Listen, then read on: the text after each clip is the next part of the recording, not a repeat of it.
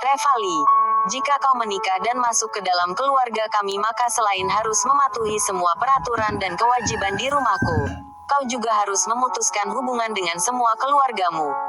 Itu kan adik perempuanmu. Kau punya hak apa meminta kami mengeluarkan uang untuk menyelamatkannya? Nyawanya sedang dipertaruhkan. Seberapa berharganya nyawa adikmu? Keluargamu hanyalah sekelompok bajingan. Jika tidak kau juga tak mungkin datang ke sini untuk menjadi menantuku kan? Reva berlari dengan cepat dalam perjalanannya ke rumah sakit. Dia seakan akan mendengar ejekan dari keluarga istrinya. Narasu yang terus terulang di telinganya. Reva dilahirkan dalam keluarga yang sangat luar biasa tetapi ketika dia berusia 12 tahun. Keluarga itu mengalami bencana dan seluruh keluarga hancur hanya dalam semalam. Ayahnya meninggal demi menjaga keluarga mereka dan ibunya yang terluka parah menarik Reva dan adik perempuannya Reinali untuk melarikan diri. Sang ibu hanya dapat bertahan selama 5 tahun yang akhirnya meninggal karena lukanya yang kembali kambuh. Keluarga Li hanya menyisakan mereka berdua. Adiknya Reina yang masih begitu kecil dan harus dirawat dan dijaga oleh Reva. Reva tidak ingat lagi alasan keluarganya mengalami bencana dan kehancuran. Sebelum ibunya meninggal, dia memberikan sebuah liontin giok yang sangat berharga kepada Reva. Meskipun apa yang dikatakan ibunya waktu itu tidak begitu jelas tetapi secara samar-samar Reva merasa bahwa kehancuran keluarganya disebabkan oleh liontin batu giok ini. Ketika dia masih kecil dia pernah mendengar ayahnya berkata bahwa rahasia kemakmuran keluarga Li tersembunyi di liontin batu giok ini. Setelah ibunya meninggal, Reva yang waktu itu hanya berusia 17 tahun mempunyai tanggung jawab untuk merawat dan membesarkan adiknya. Meskipun itu sangat sulit, tetapi dia tetap bertahan. 3 tahun yang lalu, Reina mengidap penyakit leukemia. Untuk mengobati penyakit adiknya, dia membutuhkan uang $100.000. Oleh sebab itu dia akhirnya menikah dan masuk ke dalam keluarga Su. Dalam 3 tahun terakhir, Reva telah bekerja bagaikan kuda dan lembu. Dia juga sering diejek dan dipermalukan dalam keluarga Su. Tetapi dia tetap bersabar dengan semuanya itu. Dan saat ini, penyakit adiknya yang semakin memburuk akhirnya telah menemukan sumsum tulang yang cocok. Tetapi biaya operasinya adalah $300.000. Istrinya, Narasu, sedang dalam perjalanan bisnis dan ponselnya tidak dapat tersambung sama sekali. Reva tidak mempunyai uang sebanyak itu sehingga mencari pinjaman dari salah satu anggota keluarga Su. Tetapi dia diusir dengan kasar dan brutal oleh keluarga Su. Reva berlari kembali untuk direktur di rumah sakit. Dia menggertakkan giginya lalu mendorong pintu kantor itu dan masuk. Seorang pria berkacamata dengan ekspresi arogan duduk di kantor. Dia adalah direktur departemen rumah sakit itu, Alan West. Alan adalah kakak kelas Nara yang juga adalah salah satu pengagum Nara. Alan juga adalah orang yang paling tidak suka dengan Reva. Dia menghina Reva ketika mengetahui Nara menikah dengan Reva. Keluarga Nara berkecimpung dalam dunia bisnis medis. Kemudian Nara mengatur Reva agar dapat bekerja di rumah sakit dengan menjadi customer service.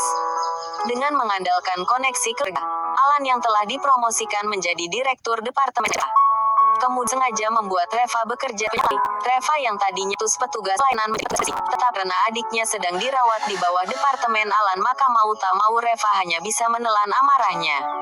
Asalkan dia bisa menyelamatkan nyawa adiknya, dia rela melakukan apapun.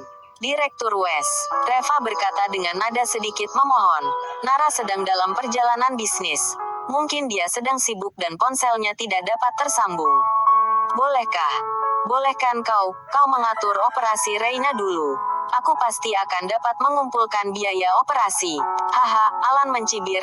Reva, kau juga sudah lama bekerja di rumah sakit ini seharusnya kau tahu aturan rumah sakit ini. Biaya operasi $300.000 bukanlah jumlah yang kecil. Nanti jika kau tidak membayarnya apa yang harus kulakukan? Reva sangat marah dan berkata dengan suara rendah. Direktur West, aku telah kerja di rumah sakit selama 3 tahun. Menurutmu apakah aku orang yang tidak akan bayar hutang? Sulit dikatakan, Alan berkata perlahan. Biasanya lelaki normal mana ada yang mau tinggal di rumah keluarga istrinya. Orang yang terbiasa hidupnya bergantung pada wanita biasanya juga terbiasa tidak melunasi hutang mereka.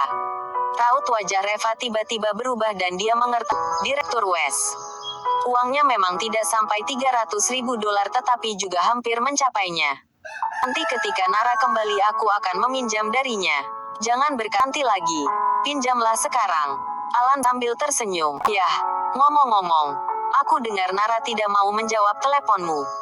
Bagaimana jika aku yang mencoba meneleponnya?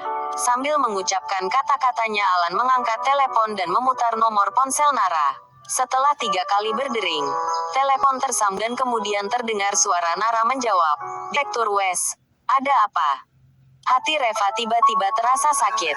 Dalam beberapa hari terakhir ini dia sudah menelepon ratusan kali ke ponsel Nara tetapi tidak ada yang menjawab. Sedangkan Alan yang hanya menelepon 1 kali saja sudah dijawab. Ini mengartikan apa? Hubungan mereka sebagai suami istri selama 3 tahun ini meskipun hanya status tetapi Reva memang tidak menyukainya dan memperlakukannya setulus hati. Lalu seperti inikah balasan Nara kepadanya? Tidak apa-apa, hanya menanyakan kabarmu saja. Alan sengaja menggoyangkan ponselnya ke arah Reva dengan bangga. Emosi yang terbenam di dada Reva hampir meledak. Baru saja dia ingin berbicara tetapi sudah di-scroll Alan. Nara, maaf aku sedang terburu. Buru, aku tutup dulu teleponnya. Alan menutup teleponnya dan tidak memberi Alan kesempatan untuk berbicara. Kau sudah lihat kan Reva? Nara bukannya sedang sibuk tetapi dia sedang tak mau menjawab teleponmu. Alan melirik Reva. Kurasa kau sudah terbiasa hidup bergantung pada wanita selama ini. Sehingga kau merasa apa yang keluarga Su lakukan untukmu itu sudah seharusnya. Reva mengepalkan tinjunya. Adiknya yang sedang kritis. Istrinya yang tidak peduli dan ejekan keluarga istrinya membuatnya hampir hancur secara emosional. Alan tiba-tiba tersenyum dan berkata, bagaimana kalau aku memberimu ide? Reva melirik Alan. Dia menggertakkan giginya dan berkata dengan pelan, apa idemu? Bukankah kau masih memiliki 2 buah ginjal? Kau dapat menjual salah satunya untuk mendapatkan uang. Ucap Alan sambil tersenyum. Ngomong-ngomong, semua orang juga sudah tahu kalau kau tidak satu kamar dengan Nara. Untuk apa kau memiliki 2 buah ginjal? Hahaha. Reva berjalan keluar dari kantor Alan dengan wajah pucat. Dia berjalan ke bangsal tempat adiknya dirawat dengan putus asa. Begitu masuk dia melihat orang yang di dalam bangsal bukanlah adiknya lagi. Wajahnya berubah dan dia dengan cepat berkata, mengapa kau yang berada di sini? Di mana adikku? Anggota keluarga di dalam ruangan itu melirik Reva. Gadis kecil itu. Sepertinya dia diusir karena tidak membayar. Apa? Reva berteriak dan bergegas keluar. Baru saja dia sampai di ujung tangga telah mendengar teriakan dari luar. Seseorang melompat dari gedung. Reva